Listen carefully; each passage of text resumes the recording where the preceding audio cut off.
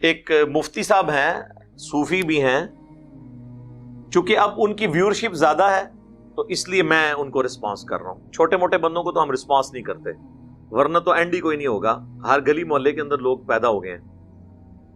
ان کا نام ہے جمال الدین قادری اور کافی فیمس ہیں وہ بریلویوں کے ہاں. ان کی تقریریں کافی زیادہ وہ اونچی آواز میں بول لیتے ہیں. وہ 2-3 دن پہلے ان کی ایک ویڈیو اپلوڈ ہوئی. مجھے کچھ بھائیوں نے کہا کہ یہ دیکھیں اتنے عرصے سے انہوں نے روزہ رکھا تھا، انہوں نے بھی توڑ دیا.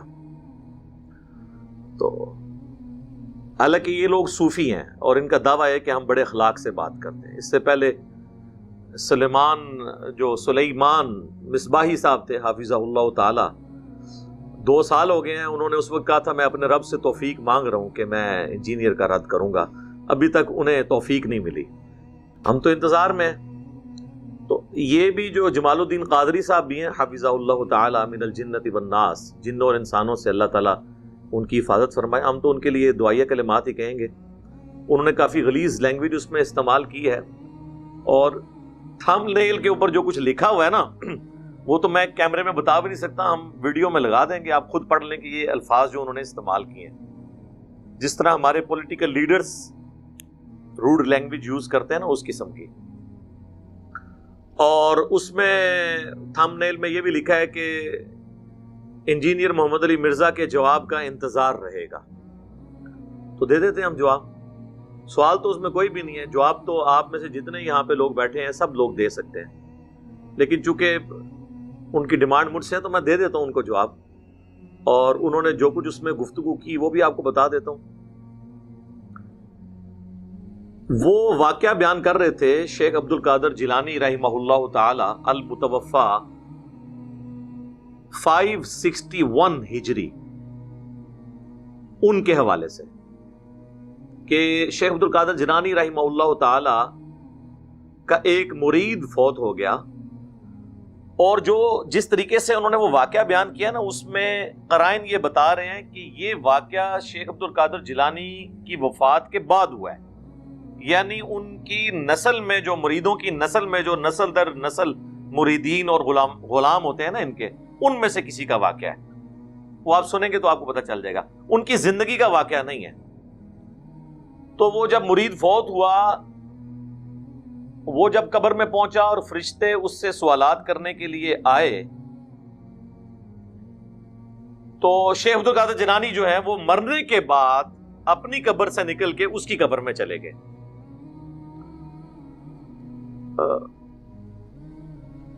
ان کو ہیلپ آؤٹ کرنے کے لیے. تو فرشتوں نے کہا کہ یہ تو شیخ عبد القادر جیلانی آ گئے ہیں.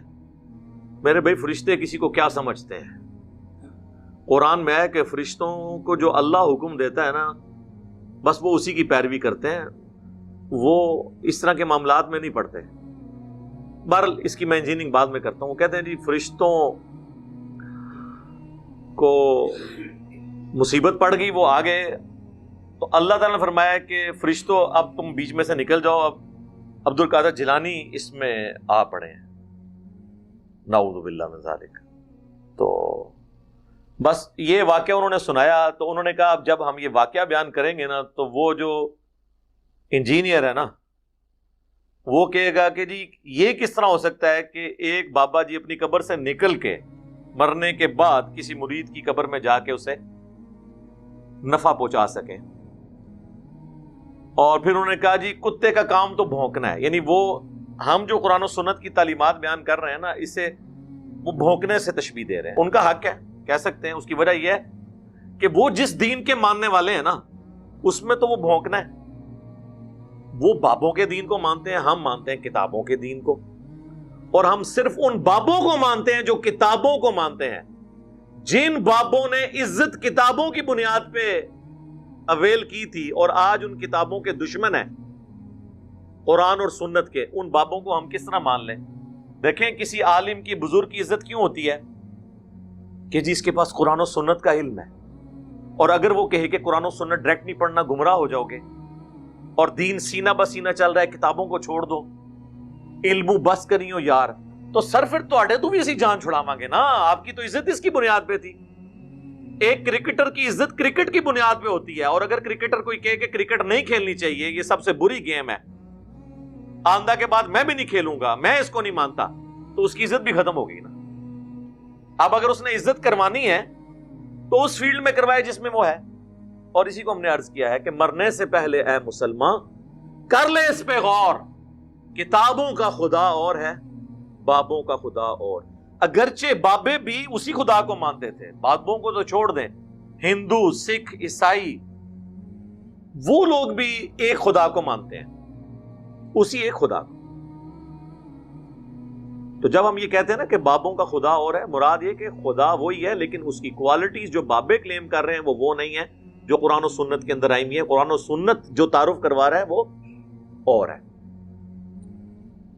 تو وہ اس قسم کا، وہ کہتے ہیں جی اب یہ بھونکے گا، تو وہ کہتے ہیں میں چونکہ اس نے بھونکنا ہے تو میں پہلے ہی دلیل دے دوں کہ صحیح بخاری میں حدیث ہے کہ شب معراج، یہ انہوں نے بیان کیا، جو انبیاء اکرام علیہ السلام کا ایک اجتماع ہوا بیت المقدس کے اندر، نبی علیہ السلام نے ان کی امامت فرمائی، تو وہ انبیاء بھی تو اپنی قبروں سے نکل کے آ گئے تھے، تو اگر شیخ عبد القادر جیلانی نکل آتے ہیں تو اس میں کون سا مسئلہ ہے؟ اچھا، اب انہوں نے اس کو دلیل بنایا اپنے بزرگوں کی، یعنی واقعات انبیاء کے بیان کرتے ہیں اور ثابت یہ اپنے بزرگوں کو کرتے ہیں۔ اس کی انجینئرنگ تو میں بعد میں کرتا ہوں، پہلے تو میں ان سے پوچھتا ہوں کہ آپ اپنے نام کے ساتھ قادری لکھتے ہیں اور اپنی نسبت شیخ عبد القادر جیلانی کے ساتھ کرتے ہیں، انہی کی وجہ سے قادری کہلاتے ہیں نا۔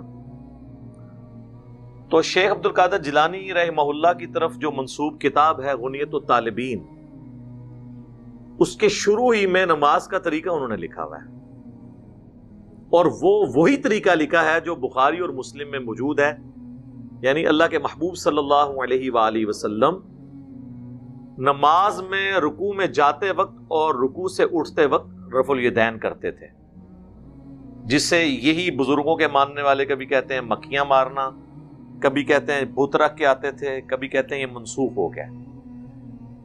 تو جس شیخ عبد القادر جیلانی رحمۃ اللہ علیہ کے نام پہ آپ لوگ عزتیں اویل کر رہے ہیں، ایون چندے اکٹھے کر کے اپنا سورس آف انکم جس شخصیت کو آپ نے بنایا ہے، وہ جس طریقے پہ نماز پڑھتی تھی وہ آپ نماز کا طریقہ پبلک میں کیوں نہیں بتاتے؟ پھر سچے قادری ہوں گے نا۔ آپ کا تو دعویٰ ہے وہ اولیاء اللہ کے سردار ہیں، اچھا اولیاء اللہ کے سردار وہ نماز پڑھتے رہے جو منسوخ تھی؟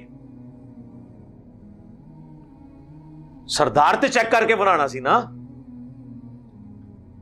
نہیں وہ حنبلی تھے، وہ حنبلی کو تو بعد میں ہم دیکھیں گے، پہلے تو ہم یہ دیکھیں گے، پہلے تو یہ بات ہے یہ آئی جھوٹ ہے۔ نبی صلی اللہ علیہ وآلہ وسلم کی نماز کا طریقہ جو آپ کے نزدیک ختم ہو چکا، جو مکھیاں مارنا ہے نعوذ باللہ، اور کیا کیا آپ اس کے لیے نام رکھتے ہیں، آپ کے سب سے بڑے بزرگ اس طریقے پہ نماز پڑھتے تھے۔ جس بزرگ کو پوری زندگی یہی نہیں پتا چلا کہ نبی علیہ السلام نے نماز کس طریقے پہ پڑھی ہے، وہ آپ کے دلوں کے حال کیسے جانتے ہوں گے؟ پھکی ہے نا سر، الزامی جواب، اینٹی وینم ساڑھے کل تو ہی گلا نے، جسے خود نماز کا طریقہ نہیں پتا بقول آپ کے، پہلے تو انہیں حنفی کریں قبر سے نکال کے ریکویسٹ کر کے، لیکن اب تو کوئی فائدہ نہیں۔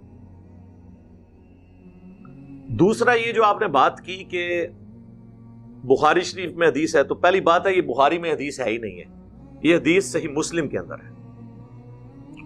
وہ تو آپ کو پتا ہے یہ ہر جگہ ہی کہہ دیتے ہیں بخاری شریف میں، ان کو کیا پتا؟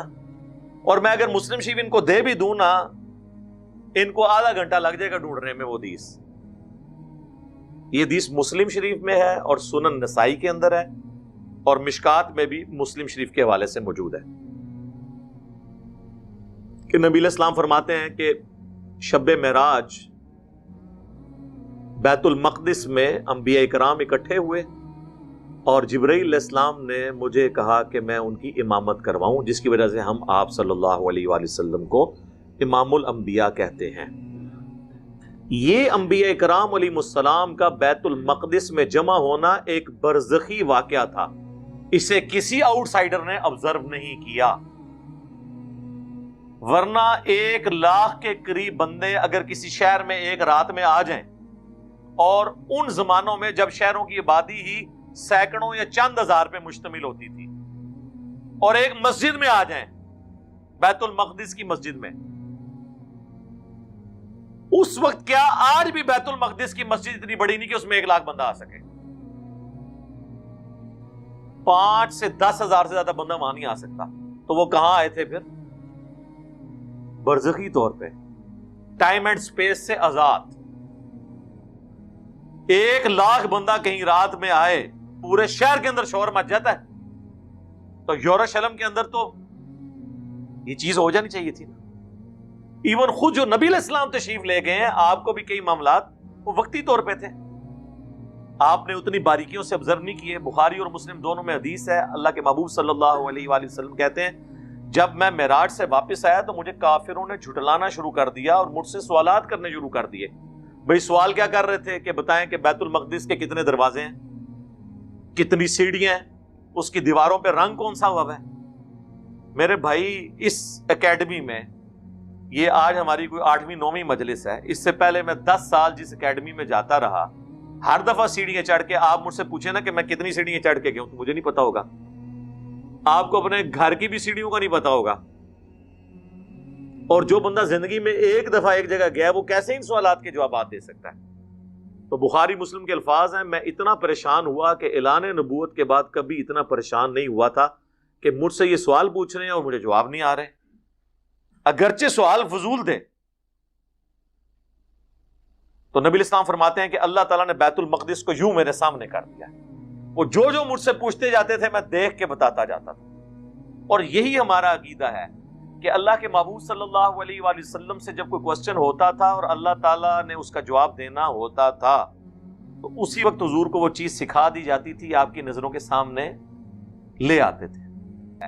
کہ اللہ کے محبوب صلی اللہ علیہ وآلہ وسلم سے جب کوئی کوسچن ہوتا تھا اور اللہ تعالیٰ نے اس کا جواب دینا ہوتا تھا تو اسی وقت حضور کو وہ چیز سکھا دی جاتی تھی، آپ کی نظروں کے سامنے لے آتے تھے. وہ اکثر آپ کو بخاری مسلم کی حدیث پیش کرتے ہیں نا کہ نبی علیہ السلام ممبر پہ چڑھے اور آپ نے فرمایا پوچھ لو جو کچھ مجھ سے پوچھنا ہے. تو حدیث پوری تو پڑھیں، اس میں الفاظ ہیں جب تک میں یہاں پہ موجود ہوں جو کچھ تم مجھ سے پوچھو گے میں تمہیں بتاؤں گا. تو اس میں امپلائیڈ ہے کہ مجھے اب اللہ نے اجازت دی ہے کہ میں یہاں پر ہوں. اب یہ تم نے خدا کو چیلنج کیا ہے تو خدا میرے ساتھ کھڑا ہے. جب تک میں ادھر موجود ہوں جو بھی مجھ سے پوچھو گے تو میں بتاؤں گا. اگر آپ والا عقیدہ ہوتا تو حضور کہتے کہ جی میں جب کہیں پر بھی ہوں مجھ سے جو مرضی پوچھو، جب تک ممبر پہ موجود. اللہ تعالیٰ مجھے اسی وقت آگاہ کر. تو علم الغیب کا ہمارا عقیدہ یہ ہے کہ اللہ جب چاہتا ہے جتنا چاہتا ہے اپنے پیغمبر کو علم الغیب دیتا ہے، اور یہ عقیدہ خاص پیغمبروں کے ساتھ ہے. غیر پیغمبر کے لیے علم الغیب کا عقیدہ اس امت میں ماننا، اس امت میں یاد رکھیے گا. آپ کوئی مثال دینا شروع کر دے، حضرت موسیٰ علیہ السلام کی والدہ کو جو کشف ہوا یا حضرت عیسیٰ علیہ السلام کی والدہ کو جو الہام ہوا، وہ اس امت میں یہ ساری چیزیں بین ہیں. کیوں؟ ختم نبوت کی برکت. ختم نبوت پہ ڈاکہ مارنا ہے اگر کوئی یہ کہتا ہے کہ ہمارے بزرگ علم الغیب جانتے ہیں. سورہ ال عمران میں اللہ تعالیٰ فرماتا ہے وَمَا كَانَ اللَّهُ لِيُطْلِعَكُمْ عَلَى الْغَيْبِ. اللہ کی تو یہ شان ہی نہیں کہ تمہیں غیب پر اطلاع دے، بلکہ اللہ تعالیٰ اپنے رسولوں میں سے جسے چاہتا ہے چن لیتا ہے. تمہارا کام ہے اللہ اور اس کے رسولوں پر ایمان لے کر. بس علم الغیب اللہ نے اپنے پیغمبروں کو دینا ہے. اور اس میں دیکھیں کہ وہ کہتے ہیں کہ عبد القادر جیلانی جب آئے تو وہ عبد القادر جیلانی رحمۃ اللہ علیہ اور اللہ کی گفتگو بھی انہوں نے نقل کی ہے اس میں. یار یہ عبد القادر جیلانی اللہ کے ساتھ کیسے گفتگو کر سکتے ہیں؟ ہاں ویسے ایک شاعری انداز میں کوئی کرتا رہے وہ تو شاعر بھی کرتا رہے، وہ تو آپ کرتے رہے. وہ تو ہم جس طرح مولا علی کا قول ہے کہ جب میری خواہش ہوتی ہے میں اللہ سے باتیں کروں تو میں نماز پڑھتا ہوں، اور جب میری خواہش ہوتی ہے اللہ مجھ سے گفتگو کرے تو میں قرآن پڑھتا ہوں. واقعی قرآن تو لگتا ہے کہ جیسے اللہ ہی گفتگو کر رہا ہے بندے سے. ان معنوں میں تو ٹھیک ہے، لیکن وہ تو آپ شیخ عبد القادر جیلانی کے انہوں نے جو واقعات نقل کیے ہوئے ہیں وہ تو لگتا ہے ڈائریکٹ ان سے باتیں کر رہے ہیں. تو اب مجھے اگر میں آپ سے یہ پوچھوں کہ غلام احمد قادیانی دجال کا کیا قصور ہے، اگر یہی کچھ آپ نے باقی بابوں کے لیے بھی ماننا ہے. ابھی میں چشتی رسول اللہ، اشرف علی تھانوی رسول اللہ کی تو بات ہی نہیں کر رہا نا، وہ تو ہے ہی بہت بڑے لیول کا فراڈ۔ یہاں پہ دیکھیں ڈائریکٹ گفتگو، عبد القادر جیلانی نے کہا کہ اچھا یوں اللہ یوں کر لے، اللہ نے آگے عبد القادر جیلانی کو یہ جواب دیا۔ یہ لوگ ٹھیکیدار بنے ہوئے ختم نبوت کے، کانفرنسیں کر رہے ہیں، یہ کون سی باتیں ہیں؟ تو وہ کہتے ہیں جی وہ گفتگو کی عبد القادر جیلانی کی، اللہ سے گفتگو ہے، اور وہ الٹیمیٹلی وہ کہتے ہیں اب یہ بھونکے گا کہ جی یہ کہاں سے نکلے۔ انبیاء کا نکلنا برزخی تھا، اور وہ سورہ آل عمران کی آیت نمبر 81 میں ہے کہ اللہ تعالیٰ نے انبیاء سے یہ عہد لیا تھا کہ جب میں تمہیں پیغمبری دوں اور آپ کی موجودگی میں کوئی اور پیغمبر آ جائیں تو آپ نے ان پر ایمان بھی لانا ہے، ان کی تصدیق بھی کرنی ہے، ان کی مدد بھی کرنی ہے۔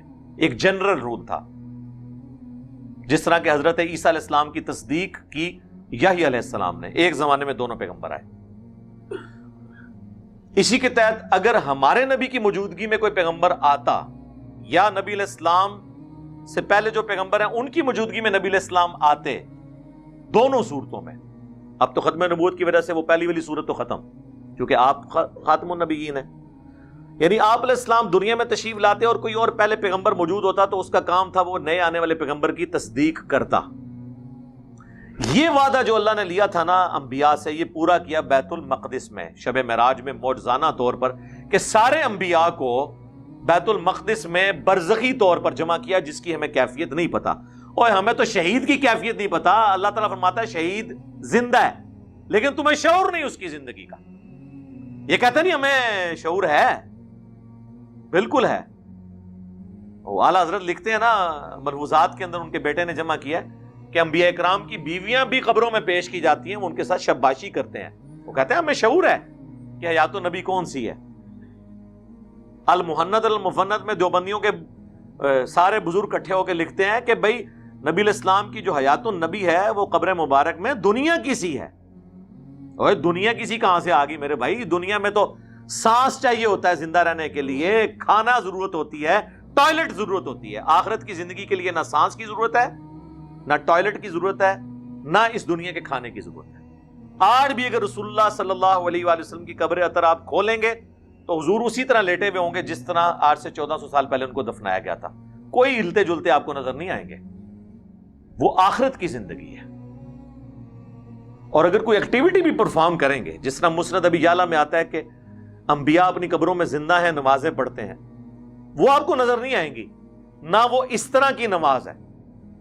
وہ تو صحیح مسلم میں بھی آیا کہ میں نے شب معراج موسیٰ علیہ السلام کو اپنی قبر میں نماز پڑھتے ہوئے دیکھا، ہوا قائم یصلی فی قبری، وہ اپنی قبر میں کھڑے ہو کے نماز پڑھ رہے تھے۔